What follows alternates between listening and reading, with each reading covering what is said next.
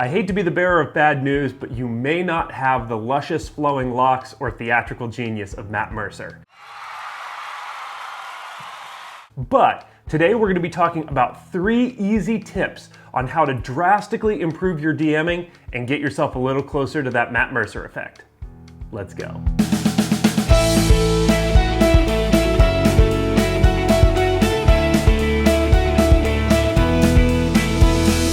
Welcome back to the channel, everybody. My name is Garmin. This, of course, is the Storycraft Society, and this week we're going to be talking about how to improve our skills as game masters. The good news about this video is that normally I make my videos related to 5th edition Dungeons & Dragons, but this video is going to be very game system neutral, so I'm excited about that, and if you are a player of any other type of tabletop role-playing game, all these tips are going to be useful for you, just like it would if you play Dungeons & Dragons. So, first things first, how do you really improve your skills as a dungeon master? That's going to be things like practicing your role playing. It's going to be sharpening your improv skills, learning the mechanics and rules of the game system that you're running, and focusing on storytelling and learning how to be a better storyteller. Those are the things that are going to be the foundational building blocks of improving your skill as a dungeon master. So the things that we're going to be talking about in today's video are going to certainly feel a little more cosmetic than that. However, if you're working on those things already, then this video is going to give you 3 great tips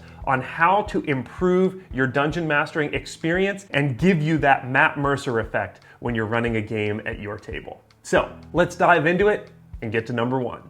Tip number 1 is going to be to add background music to your games. The thing that's important to remember here is that movies and video games very rarely, and I mean very rarely, have moments of totally blank silence. This is on purpose. Music fills in the space, it fills in the silence, and it tells our subconscious what to feel. If you aren't using music as background in your role-playing games, then you're missing an opportunity to tap into something subconscious in your players that makes them feel the direction that you're trying to go. Are you trying to make them feel tense? Are you trying to make them feel soft and emotional? All of these things can be done and orchestrated from behind the screen with just a couple clicks of a button, or just simply having audio there at all. A really easy example of this is look at this YouTube video. Right now I have background music playing. It's filling the space. Even when I take a second to think about something, a little bit of audio fills the dead air. And as a comparative, watch this. I'm going to take the music away. That dead space that you feel can be used to your advantage, first of all, if you really want the players to focus up on what you're saying. But also, imagine being behind your screen and trying to look up a monster's stat block. Every GM in the world has felt that feeling of the silence as your players stare on at you and you're trying to find a monster stat block and you're flipping through the book trying to find the right page, and that silence just looms over the whole table as everyone's waiting for you to be ready. Music fills that space in such a nice way that it gets your players in the moment without them realizing that that's happening. That dead space, it just creates a tension in the air that just a subtle, quiet bit of background music in the background totally alleviates. So how do you incorporate that into your game? Well, it could be as simple as just pulling up an 8-hour loop of the Skyrim soundtrack on your phone and letting it play through the whole session. It could be as complicated as sorting through your favorite video game and movie soundtracks to find the perfect song that fits the exact moment and emotion that you want to convey. On my DMing laptop, I actually have my iTunes set up into playlists. I have a dark adventure soundtrack, an upbeat adventure soundtrack, just a regular adventure playlist that could play in the background of any game that I'm running and it would fit just fine. I also have sad playlists and scary suspense playlists and fight playlists. These are things that you can cultivate and work on over time and slowly build up the repertoire of music that you have in your game. And nothing beats the look on your player's face when the moment switches from a happy, relatively upbeat, on the road song to a scary, suspenseful song and they know, uh-oh, something's up. But for those of you who are new to running music in your games, a couple of places to start, and my personal favorites are the Elder Scrolls Online Summerset Soundtrack, the Witcher 3 soundtrack, as well as the Blood and Wine soundtrack. Ori and the Blind Forest is a great movie soundtrack that I enjoy. And lastly, the most recent God of War soundtrack is phenomenal. All of those you can sort and pick through and make some really cool playlists to have ready for your players. But with music said, let's move on to number 2. My number 2 tip is to add color-changing light bulbs to your DMing setup. Now, this seems like it would be a very expensive thing to do, and it shocked me when I first added these to my gaming table how little it cost. So first, I'm gonna show you an example of what these things can do. So let's jump up to a big open table shot.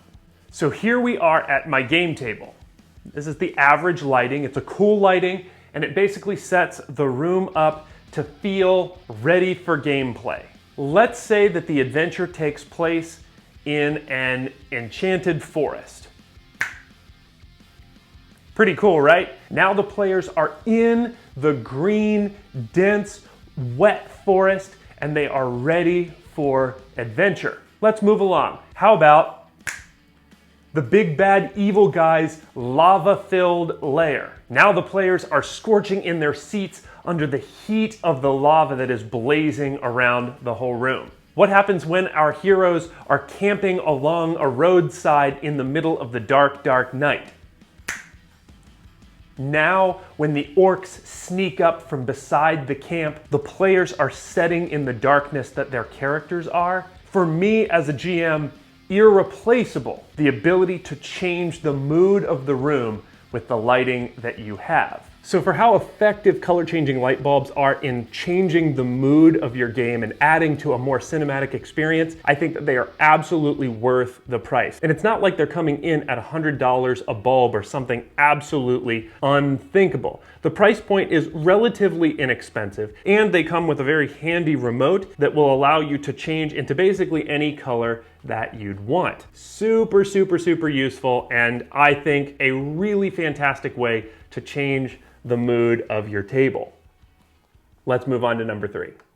So for tip number 3, I brought you down into my book section of my game room. And the reason for that is because I have always been told the saying that our brain is nothing but a computer. What that's supposed to mean is that if you let a computer sit, it won't do anything by itself. You have got to upload programs to it. You've got to work on a computer to make it give information back to you. So for me, one of the best tips that I can come up with to improve your improv skills, to get you thinking better on your feet as a DM, is to read more adventures. Now, this is a really simple and fun way to drastically improve your quality as a game master. The more information that you upload into your brain computer, the faster it is for your brain to respond and go, "Ooh, this is a situation that I remember from this adventure, so I could move us down this path or move down this path." And it makes your players feel like you were prepared for anything. Read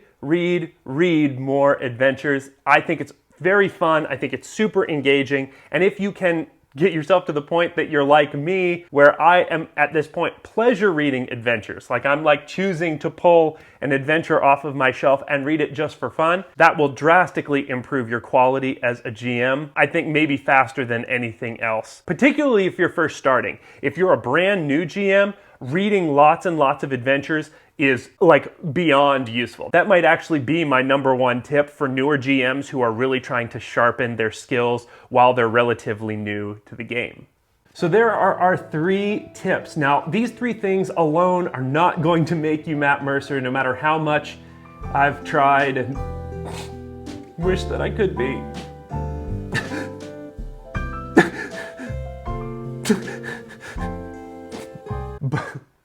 I don't know if that's a funny bit or not, but they will help you to surprise your players with a more cinematic and engaging experience. Make sure to keep working on your DMing basics and run lots of games. Run for your friends, run for your family, because every situation that you get in and figure out how to get out of will make you so much better, so much faster. So Keep DMing, keep running games. Don't forget to be a player. That's another big DMing tip that maybe could have made the list, but maybe that's in another video. But don't forget to play every once in a while. That way you can remember what it feels like to be on the other side of the table looking at a GM. But with all that said, you keep working at it, and I'm sure your players will see you like a real life Matt Mercer in no time.